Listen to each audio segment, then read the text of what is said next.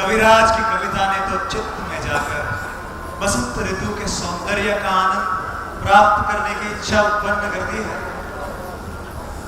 चाहते हैं कि हम सब वन वन में घूमें और जलाशय में जल क्रीड़ा करें।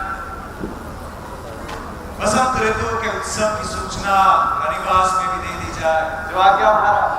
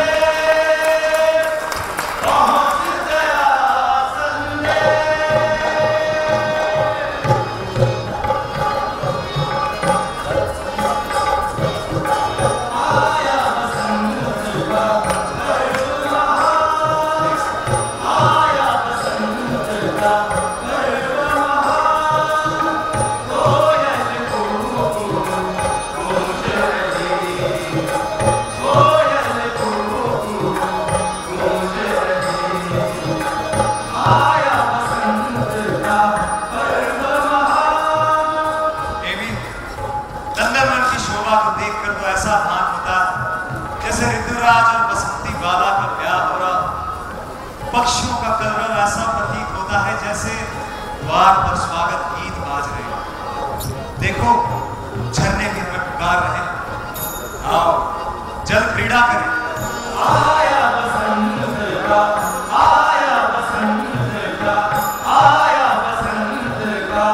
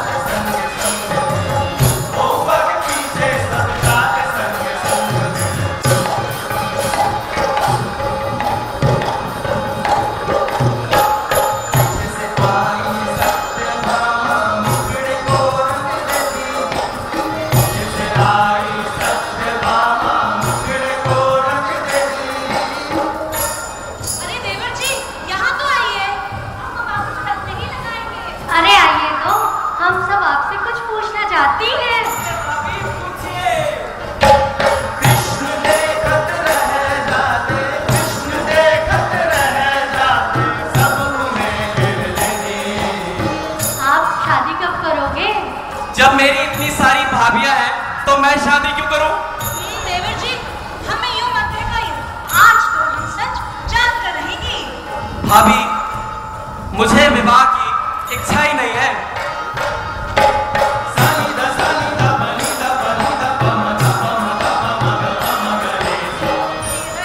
यदि सब ऐसा कहने लगी तो हम अपनाओं का क्या होगा? सब कन्याएं विख्यात ही रह जाएंगी। भाभी, नारियां अबला थोड़ी होती है। नारियां भी स्वतंत्र द्रव्य है। चाहे तो नारियां भी आत्मानुभूति करके सबल हो सकती हैं।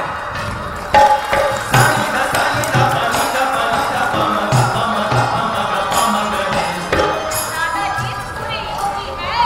देवर जी, ये योग ज्ञान की बातें अपने तक ही रखिएगा। सारे संसार को मत बता दीजिएगा, नहीं तो नर नारी के जीवन का अंत हो जाएगा।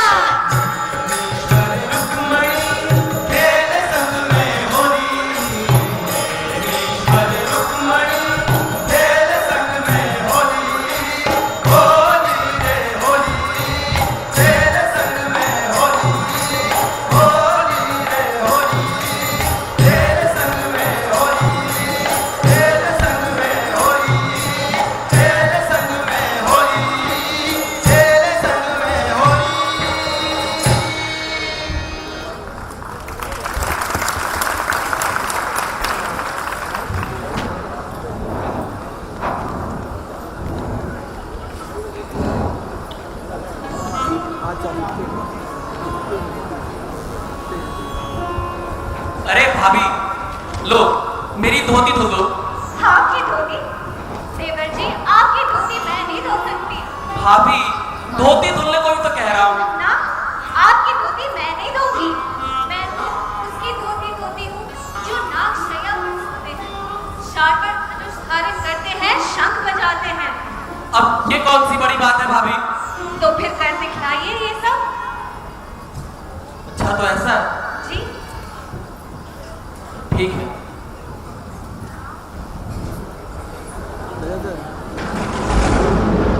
ये बताना।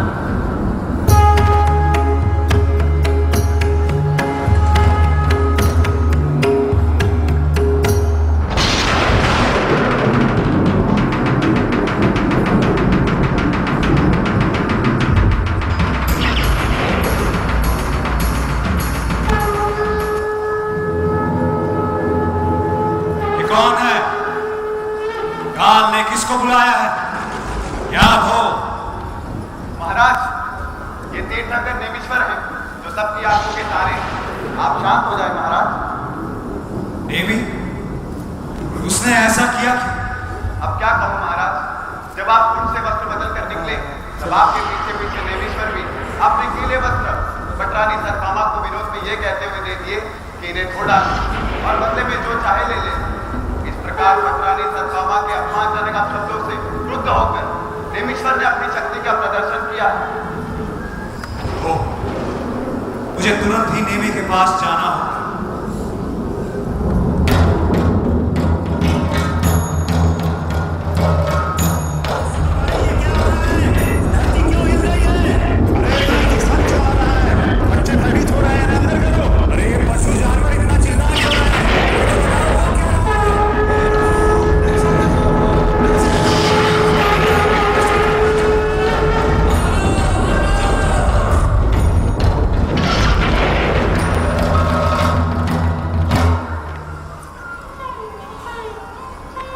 प्रिय अनुज, ये तुमने क्या किया?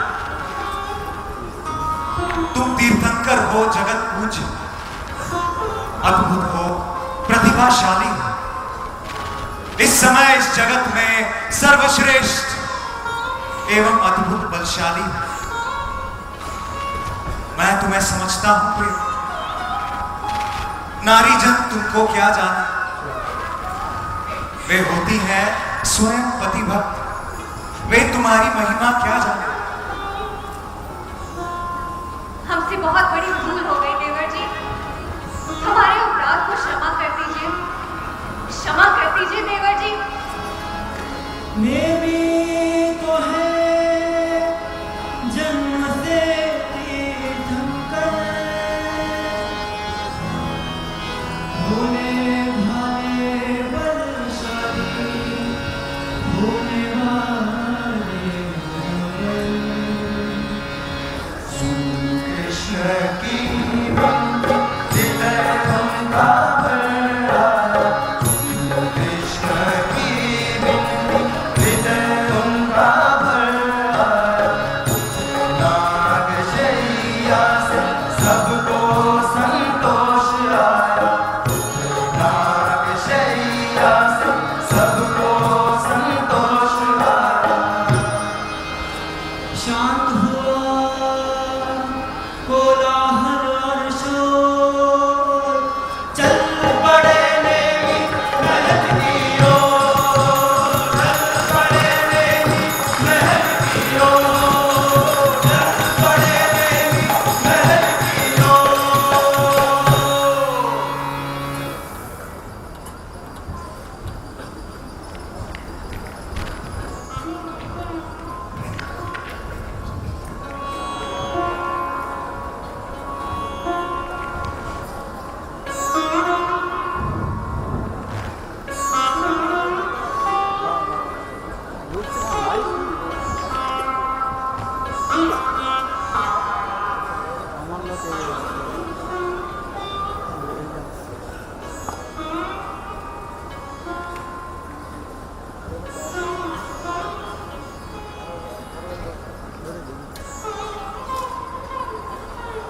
नेमी के रहते हुए मेरा राज्य निष्कंटक नहीं जान पड़ता। सत्यभामा के मुख से मेरी इतनी सी प्रशंसा उसे सहन नहीं हुई। तो मेरी विभूति को देखकर मुझसे जलता है। आज उसने इतना तांडव मचा डाला तो किसी दिन मुझसे कोई मतभेद होने पर युद्ध के लिए भी तैयार हो जाएगा। वो मुझसे बलशाली है और अपने आगे मुझे कुछ नहीं समझता है। और ये क्या बात हुई? यदि सत्यभामा ने अपमान किया था तो मुझसे आकर कहता। भाभी के छोटे से मजाक पर मैंने आज जो व्यवहार किया, क्या वो उचित था? और भाभी ने मुझे बलहीन कहाँ कहा था? वो तो खाली अपने पति की प्रशंसा कर रही थी। मेरे जीवन को धिक्कार है। मैंने कुछ भी नहीं सोचा और जो मन में आया कह दिया। और फिर पटरानी की कोई धोती धोने का काम देता है क्या? क्यों किया उसने ऐसे जब वहां हजारों सेवक खड़े थे? अर्धचक्री की पटरानी को कोई धोबिन का काम बताता है क्या? और मुझे अधिकार ही क्या था जो मैंने रानी से धोती धोने को कहा? भले ही मैं देवर हूं और धोती धुलवाना कोई अन्याय नहीं, लेकिन किसी की इच्छा के विरुद्ध कार्य करवाना तो अन्याय ही है।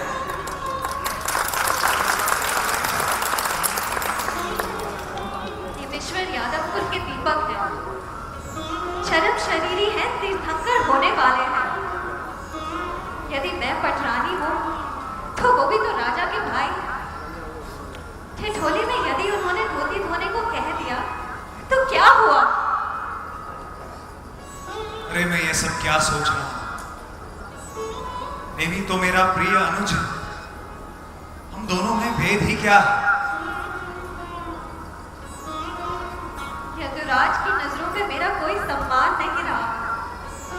और न जाने प्रजा भी मेरे बारे में क्या सोचती होगी। कृष्णराज भी तब से कितने चिंतित दिखाई देते हैं। मुझे नेमी पर अविश्वास नहीं करना चाहिए। वो राज्य के लिए कभी मुझसे युद्ध नहीं करेगा। वो मेरे साथ कभी अन्याय नहीं करेगा। अन्याय? यह अन्याय नहीं तो और क्या है? अपनी वीरता दिखाने के लिए, खुद को महावीर कहलाने के लिए आज मैंने व्यर्थ ही कितना तांडव किया। जनता, पशु पक्षी सभी के मन में भय उत्पन्न कर दिया। यदुराज भी क्या सोचते होंगे? मैं क्या करूं? राजनीति कहती है कि कभी किसी पर विश्वास नहीं करना चाहिए, चाहे वो पुत्र हो या भाई। अवश्य ही एक दिन युद्ध स्थल में नेमी से लड़ना होगा। क्यों ना एक बार ही अखाड़े में अपने और नेमी के भुजबल का अंदाज लगाऊं। हाँ, ऐसा ही करूं। ऐसा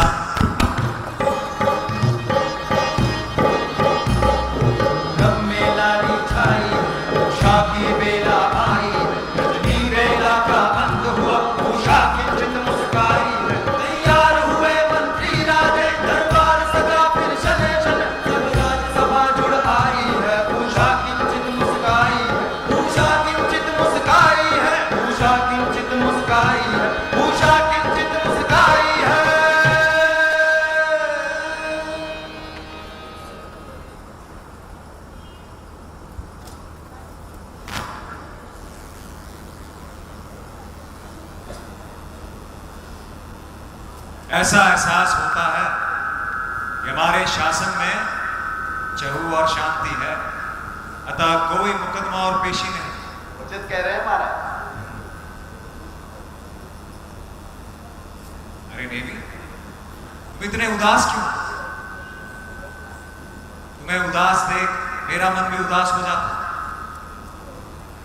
हम चाहते हैं कि हम सब पुनः ऊपर में चलें। आज जल क्रीड़ा नहीं करेंगे, उपदर घुमाएंगे, दंड बैठक करेंगे और कुश्ती लड़ेंगे। राधा श्री मुझे आज तक समझ ही नहीं पाए। पुणे मेरे रहते अपना राज्य निष्कंटक नहीं जान पड़ता, अतः मुझसे लड़कर अपनी शक्ति आजमाना चाहते हैं। नहीं भ्राता, भाई भाई में कुश्ती हो ये शोभा नहीं देता। अरे नेमी, हम सचमुच थोड़े ही लड़ रहे हैं, हम तो बस मनोविनोद के लिए कुश्ती लड़ेंगे। नहीं भ्राता, भाई भाई में लड़ाई कैसी भी हो शोभा नहीं देती। वैसे भी मैं सदा शांत निराकुल रहना चाहता हूं। मुझे जीत हार दोनों एक सी प्रतीत होती है। आप मेरे बड़े भाई यादव कुल के कुलभूषण हैं। ये राज्य आपका है और आपका ही रहेगा। देवीश्वर सही कह रहे हैं महाराज, भाई भाई में लड़ाई कैसी भी हो मन को प्रसन्न नहीं करती। जी, आप लोग ना लड़ें। पर नेमीश्वर, पूरी सभा या विराजमान है, अतः हम सभी अपने बल का प्रदर्शन करना चाहते हैं। भाई से ना लड़े ये तो ठीक है, पर हमें तो अवसर दें। हाँ हाँ, हमें तो अवसर दें। यदि आप सबकी ऐसी इच्छा है तो उसके लिए वन में जाने की क्या आवश्यकता है? लीजिए, मेरे इस पैर को हिलाकर दिखा दीजिए।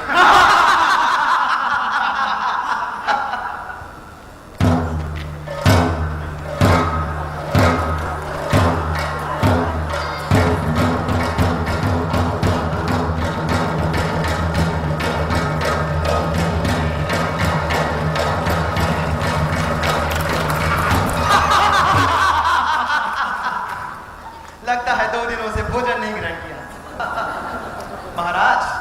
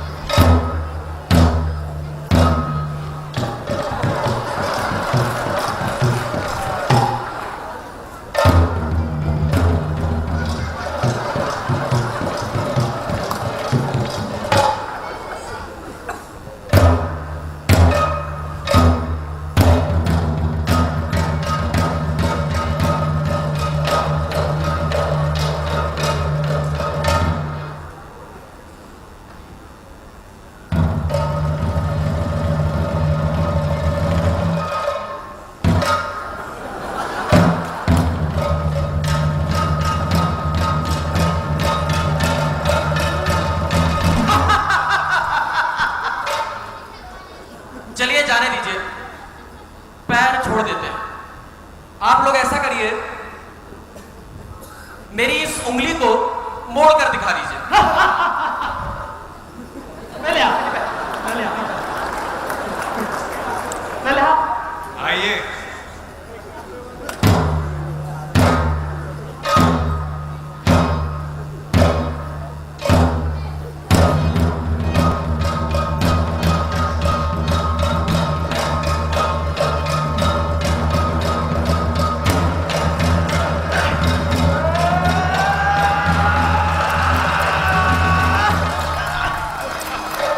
हो गया करीब आधा घंटा, तन में पसेब सबके आया, शने शने सारा शरीर तब सराबोर हो आया।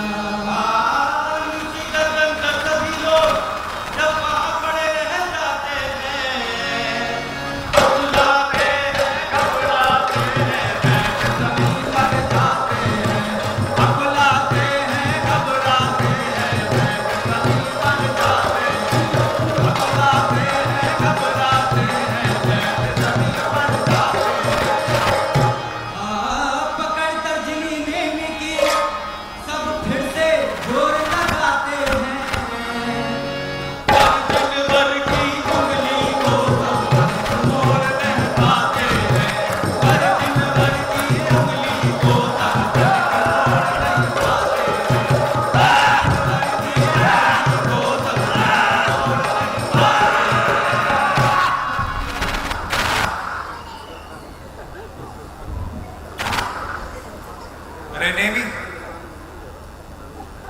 अतुल्य बल के धारी हो।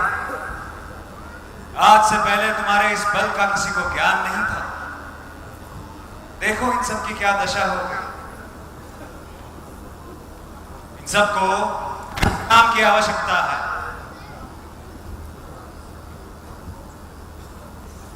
आज की सभा यहीं समाप्त की जाती है।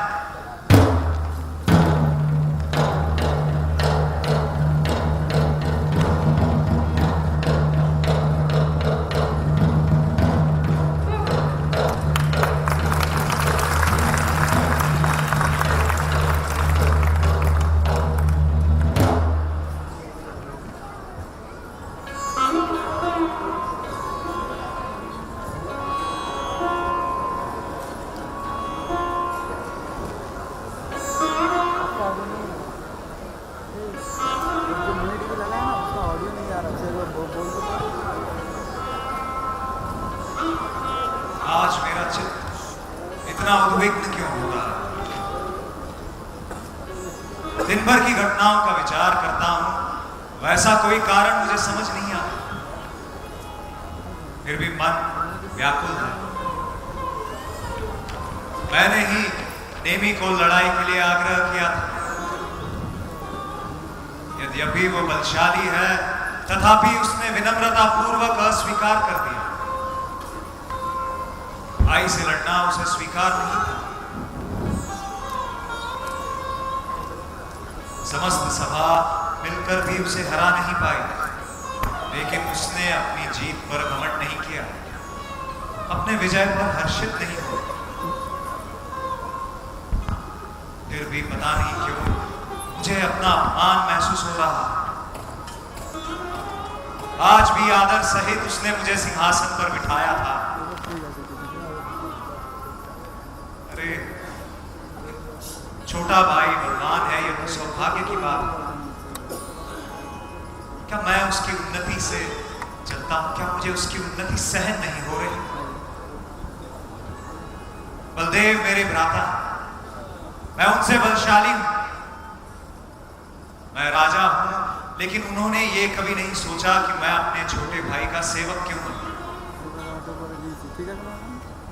मैं ये सब क्या सोच रहा हूं? लेकिन मैं क्या करूं? जब भी मुझे अपना अपमान महसूस होता है, मेरा खून खौल उठता है, मेरा सीना फटता है, मैं पागल सा हो जाता हूं।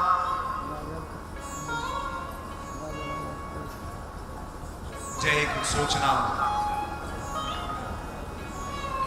मुझे ही कुछ सोचना होगा।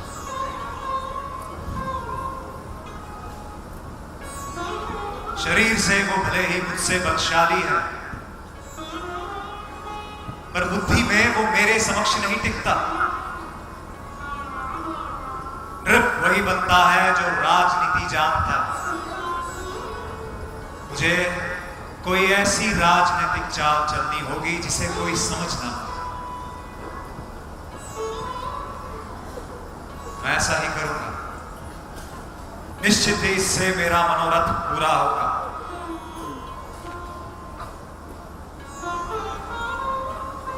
वैरागी नेमी हिंसा को देखकर निश्चित ही वैराग्य धारण कर देंगे। भ्राता, भ्राता,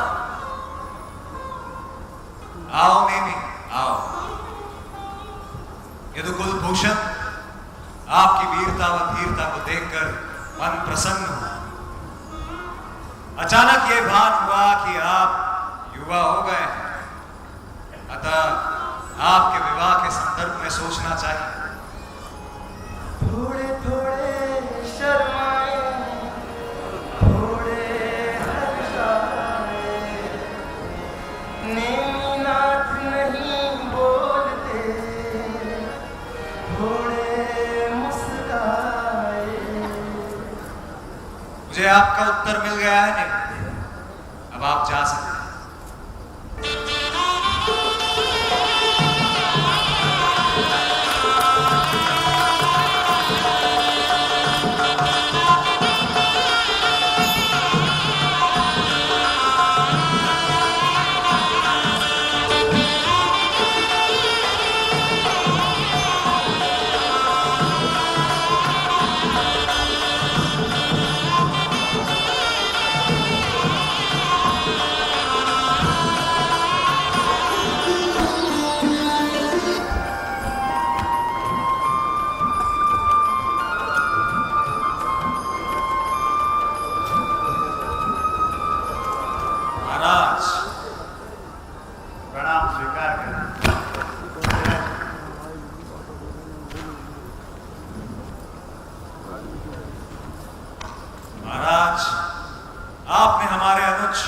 नेमीश्वर के बारे में तो सुना ही होगा। वे हमसे भी बलवान, धैर्यवान, चरम शरीरी और इसी भव से तीर्थंकर होने जा रहे हैं। वे अभी अविवाहित हैं। आपकी पुत्री राजमती के लिए सर्वश्रेष्ठ योग्य है। आपकी पुत्री राजमती भी उनके योग्य है। अतः यदि आपकी सहमति हो तो यदुराज, ये हमारा सौभाग्य है। नेमीश्वर सा श्रेष्ठ नर राजुर के लिए वर रूप में हमें प्राप्त हो रहा है। राजुर का हो भाग। हम अभी राजुर को यहाँ बुलाते हैं और उसकी राय भी जानेंगे। ये लीजिए, राजुर में लिया। राजकुमारी राजमती, हम राजकुमार नेमीश्वर के लिए आपके पिता से आपका हाथ मांगने आए हैं। क्या आपको ये संबंध स्वीकार है? खुशियां छाई गई, मिलन की बेला आ गई। नगर में खुशियां छाई गई, मिलन की बेला आ गई।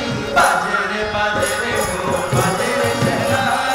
बाजे रे ढोल, बाजे रे शहनाई।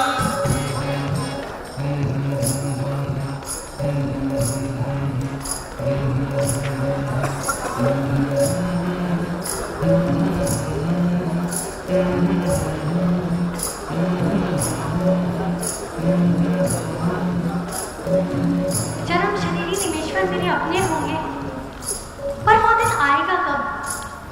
तारा, देखो तुम्हें नहीं लगता कि सूर्य बहुत धीरे धीरे चल रहा है? तो फिर मुझे एक दिन दो दिन जैसे क्यों प्रतीत होते हैं? कुछ खा लो राजकुमार। नहीं, मुझे कुछ नहीं खाना। तारा, क्या उन्हें भी मेरी तरह कुछ अच्छा नहीं लगता होगा? पता नहीं मुझे कुछ अच्छा क्यों नहीं लग रहा। मन इतना चंचल हो गया है।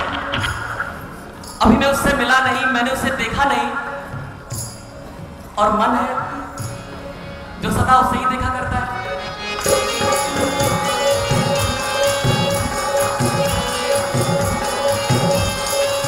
तारा, मेरा तन यहाँ स्थित है और मन देवी में लगा हुआ है। प्राणनाथ देवी के बिना मैं जी ना सकूंगी। देखो, ये बात किसी से कह मत देना। तुम उन्हें बुला सकती हो। लो, मैं तो भूल ही गई। तुम उन्हें कैसे बुलाओगी? क्योंकि वो तो मेरे मन में ही छुप कर बैठ गए हैं। कैसी होगी राजू? सुना है बहुत शांत, गंभीर और बुद्धिशाली है। तब तो हमारा मिलन कितना सुखद और जीवन कितना सुलझा हुआ होगा।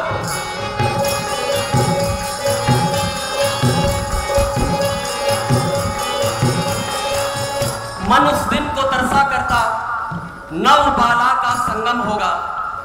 मन शीतल शांत सदन होगा, कितना आनंदित मन होगा। इस प्रकार विविध क्रीड़ाओं में जीवन क्षणिकाएं बीतेंगी।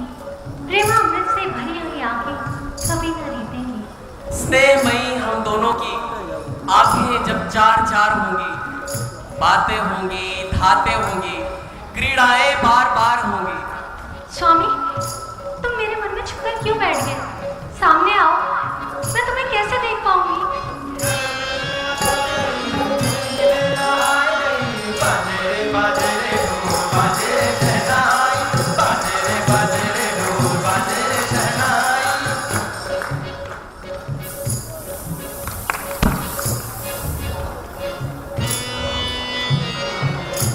बीता समय बीता, विवाह की घड़ियां आए गई। सतभामा मणि संगी सखी, संगी सखियां आए रही। जागरण हो रही बारात, वाले भी बुलाते हैं।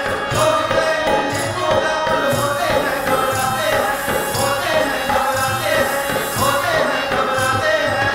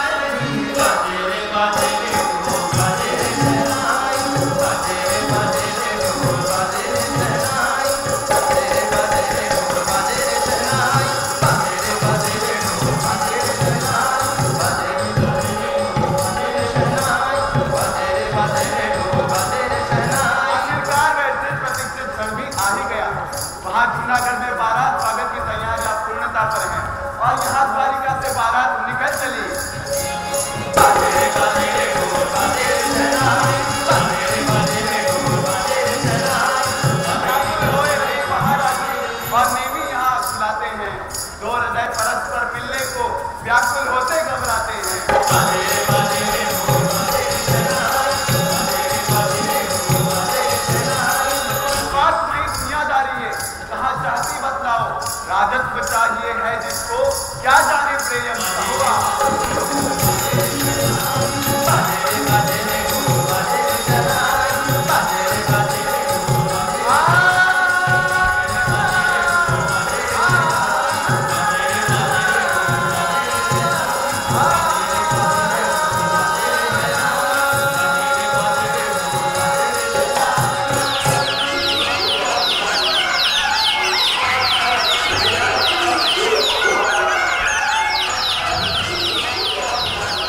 अरे भाई जरा देखो तो, ये पशुओं की करुण आवाज कहां से आ रही है? ये तो पशुओं के घर लौटने का समय है। युवराज, युवराज, आपकी बारात निकल रही है, अतः यदुपति कृष्ण के आदेशानुसार इन सारे पशुओं को रोक कर रखा गया है। लेकिन भ्राताश्री ने ऐसा क्यों किया? वो जानते हैं ये उचित नहीं है, फिर भी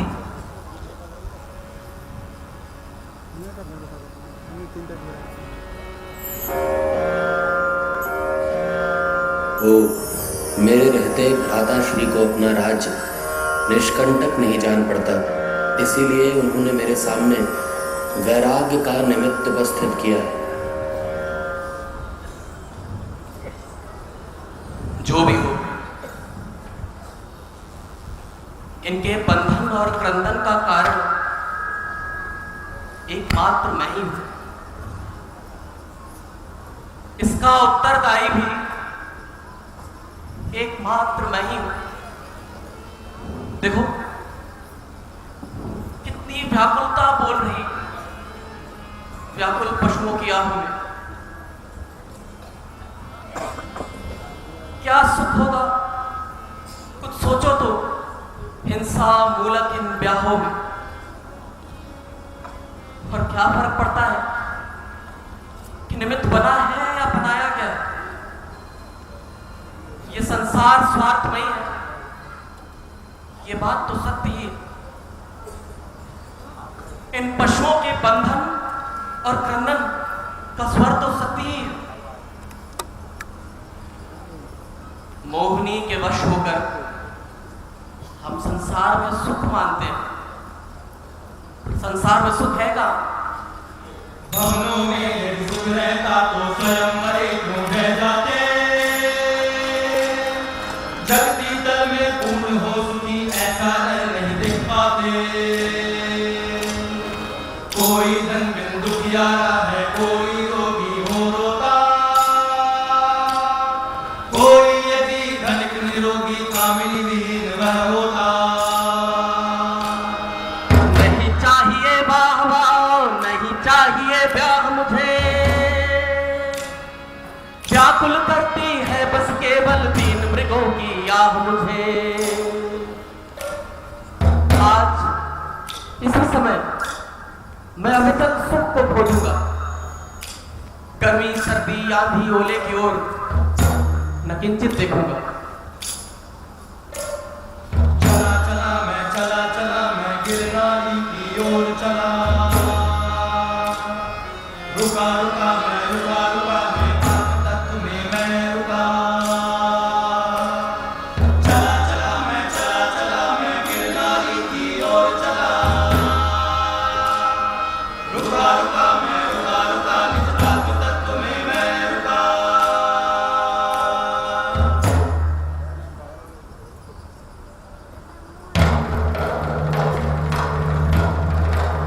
महाराज, समाज की जय हो।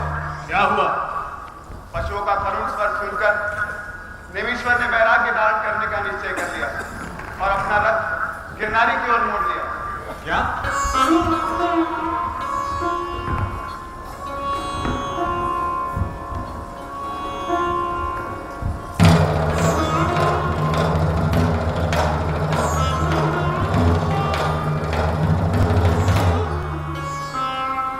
मैंने क्या गलत किया प्रियवत? क्यों मुझे छोड़कर चले गए? इसका उत्तर देना हो। क्यों मुझे छोड़कर चले गए? राजू, राजू, तारा, वैद को बुला। राजू, राजू, मेरे फूलों से कोमल राजू,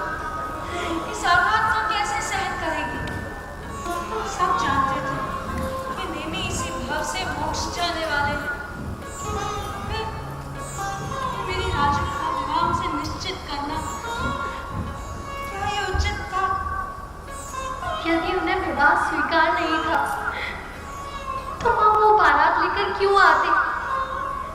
यदि उन्हें जाना ही था तो उन्होंने मुझे पहले स्वीकार क्यों किया?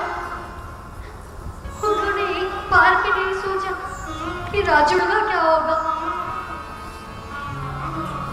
व्याकुल मत हो बेटी, वैरागी होना तो अच्छा ही है, सुखदायी होता है, परंतु कभी कभी इस दुनियादारी में अच्छाई भी दोष बन जाती है।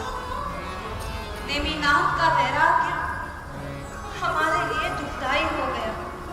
नहीं माता, वो ऐसा नहीं कर सकते, वो भी मुझे चाहते थे। उन्होंने एक बार भी नहीं सोचा कि मेरे सपनों का क्या होगा, मेरा क्या होगा।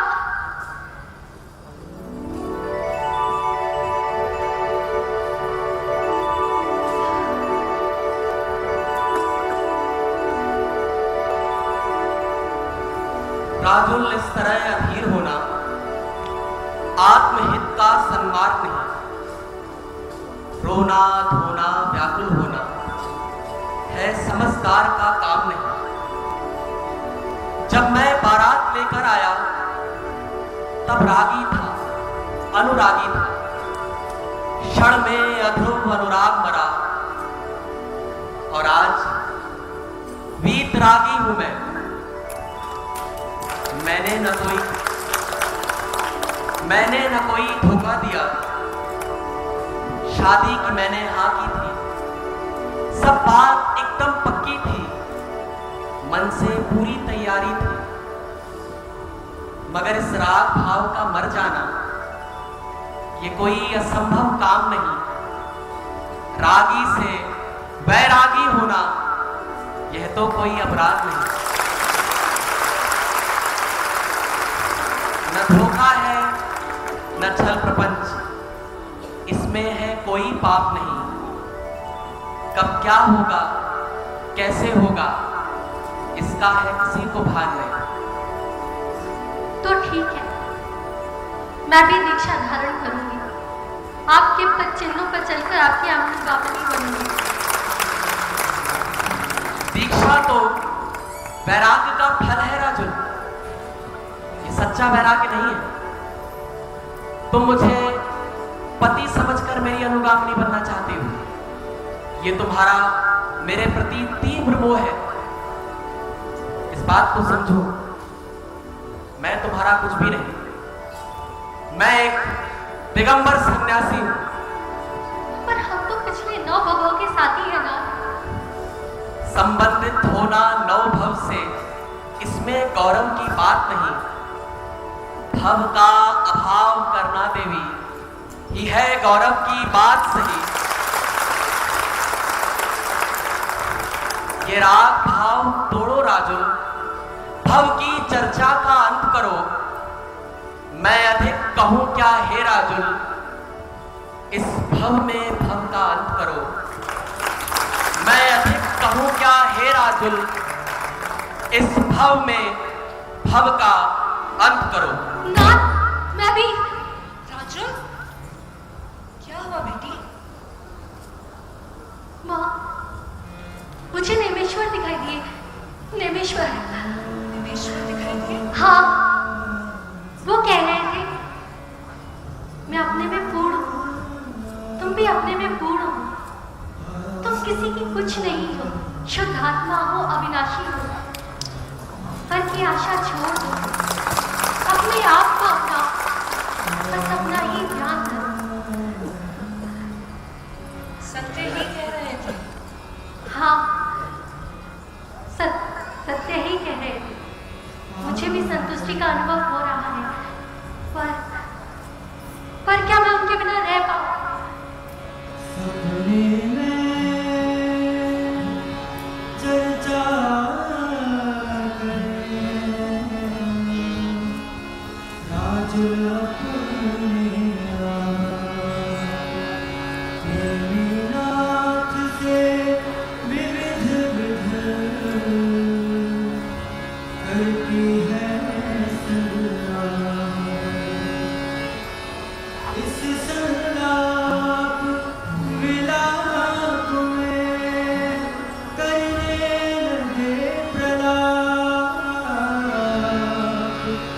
विध विध चर्चा धर्म की करे आपसे माता राजू से बेटी, जो होना था सो हो गया। अब तुम धैर्य धरो बेटी। जो होना सो हो गया,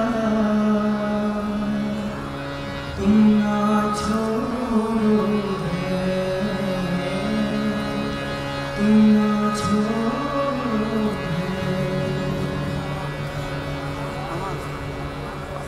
राजू, जिस समय, जिस कारण, जिस विधि से जो होना होता है वैसा ही होता है। अनहोनी कभी नहीं होती। होता वही है जो पहले से सुनिश्चित हो। बस हम ही नहीं जानते। तुम्हें इस महासत्य को स्वीकार करना ही होगा कि जो कुछ हुआ है वो पहले से ही सुनिश्चित था। हाँ माँ, मैंने इस महासत्य को स्वीकार कर लिया है कि जो होना होता है वही हुआ है। पर क्या करूं? ये भी तो सत्य है कि जब निमि की याद आती है तो ज्ञान की सब बातें विस्मृत हो जाती हैं। मेरा हृदय फटने लगता है। चाह कर भी मैं उन्हें भूल नहीं पाती। मन को तो समझाना ही होगा। नेमी की परिणति अब शुद्ध हो चुकी है। वो अपने आप में ही लीन है और विकल्पातीत हो चुके हैं। अब तुम्हें अपने बारे में विचार करना चाहिए। जब भगवान के ज्ञान में निमेश्वर की वैराग्य की बात आई है तो तुम्हारा विवाह किससे होगा ये भी तो उन्हें पता होगा। नहीं माता, अब ये कैसी बात कर रही है? मैं दूसरी शादी कभी नहीं करूंगी। मैं पहली शादी की ही बात कर रही हूँ। बेटी, अभी तक तुम्हारी पहली शादी हुई ही कहाँ है? पति पत्नी 7 फेरे पूरे हो जाने पर माने जाते हैं। 6 फेरों तक तो बेटी कुंवारी ही रहती है। यदि किसी कारणवश विवाह ना हो पाए तो किसी सुयोग्य वर से उसका विवाह किया जा सकता है। ये तो सर्वमान्य परंपरा है। परंपरा कुछ भी हो, पर अब मैं विवाह नहीं करना चाहती। विवाह नहीं करना चाहती ये तो तुम कहती हो, परंतु सत्य तो ये है कि अभी नेमी की याद आते ही तुम आंखों व्याकुल हो जाती हो। बेटी, तुम्हें अभी वैराग्य के योग संयम नहीं है। ऐसे में विवाह करना ही उचित है। नहीं माता, मुझे विवाह करना इष्ट नहीं। मैं संयम धारण कर सकूं इस योग अपने आप को बनाऊंगी। राजू, ये इतना सरल नहीं है बेटी। तुम शांति से सोचो, विचारो, किसी भी निर्णय पर पहुंचने की जल्दी मत करो। अपने चित्त को स्वस्थ होने दो, फिर भविष्य का निर्णय करो। इस संलाप विलाप में करने लगे प्रलाप। विध विध चर्चा धर्म की करे आपसे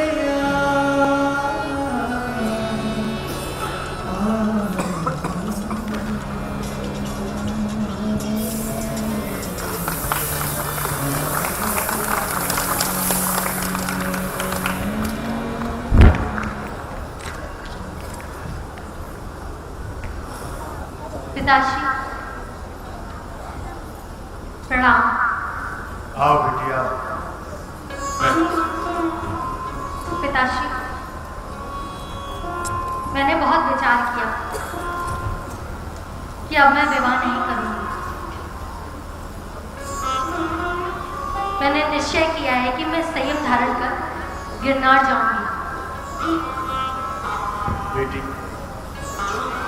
बेटी तुम गिरनार ही क्यों जाना चाहती हो? इसीलिए ना कि नेमीश्वर भी वहां गए। राजू बेटी, ये तो राग वैराग्य है।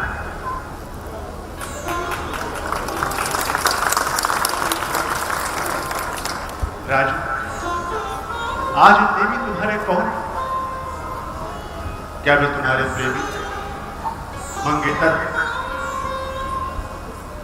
वे तो तुम्हारे पति भी और अब आगे होंगे भी नहीं।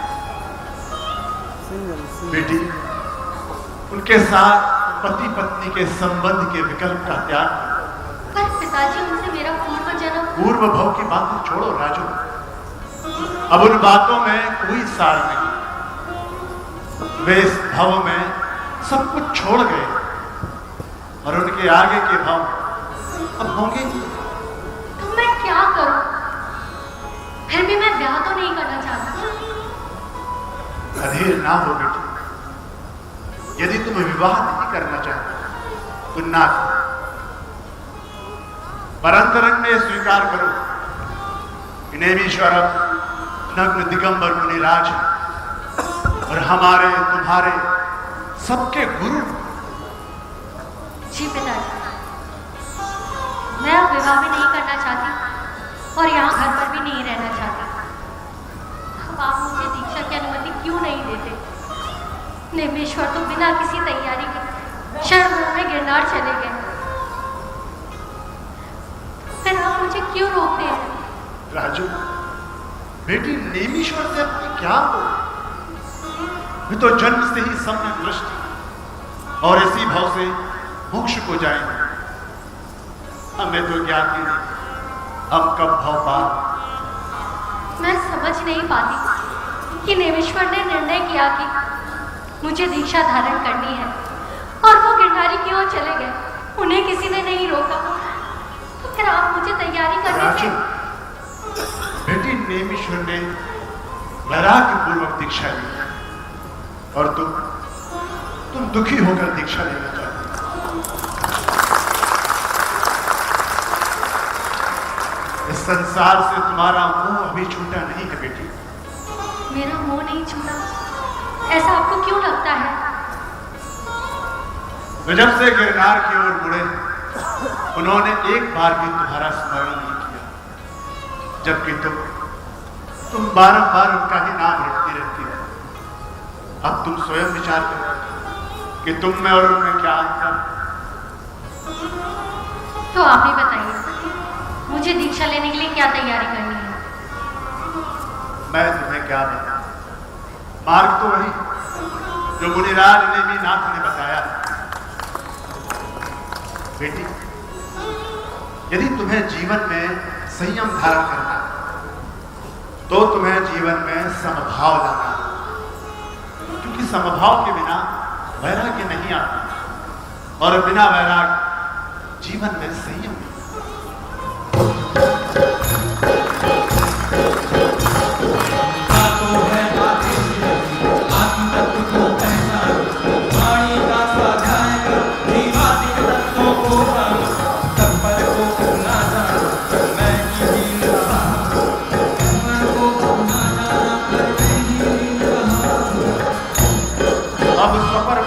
ज्ञान करो, जग को दो भागों में बांटो, षड्द्रव्यमयी इस दुनिया से केवल अपने को छाड़ो।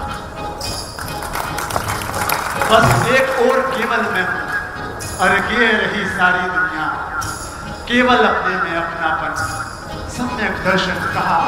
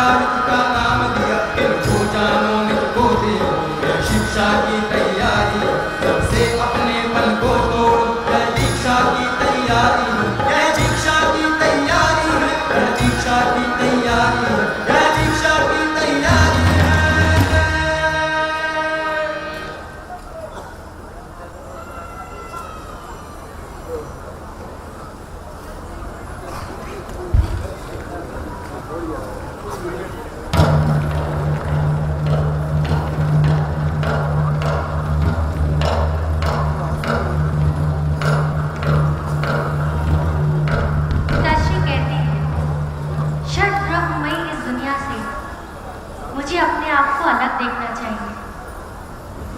बस एक और मैं हूँ, केवल मैं, और दूसरी ओर पूरी दुनिया है।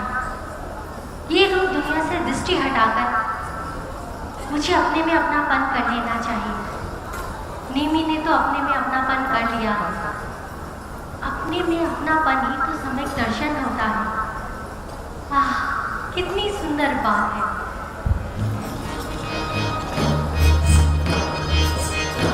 केवल अपने में अपना सम्यक दर्शन कहा गया। निज को निज रूप जानने को श्री जिनवर ने सत्ज्ञान का। निज में रमने को जमने को सम्यक चारित्र का नाम दिया। निज में रमने को जमने को सम्यक चारित्र का नाम दिया। निज में रमने को जमने को सम्यक चारित्र का नाम दिया। निज में रमने को जमने को सम्यक चारित्र का नाम दिया। अरे भाई सुनो, नेमिनाथ को केवल ज्ञान की प्राप्ति हो गई। सुना क्या? नेमिनाथ को केवल ज्ञान की प्राप्ति हो गई। नेमिनाथ को केवल ज्ञान की प्राप्ति हो गई। अरे केवल ज्ञान की प्राप्ति हो गई। अरे सुनो सुनो सुनो रे।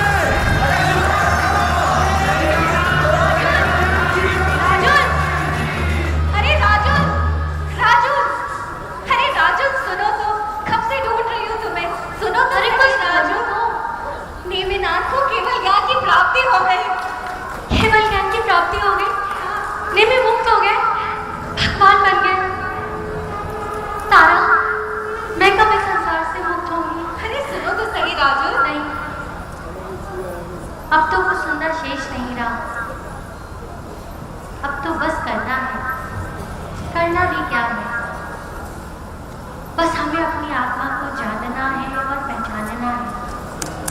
उसी में रम जाना है और रम जाना है।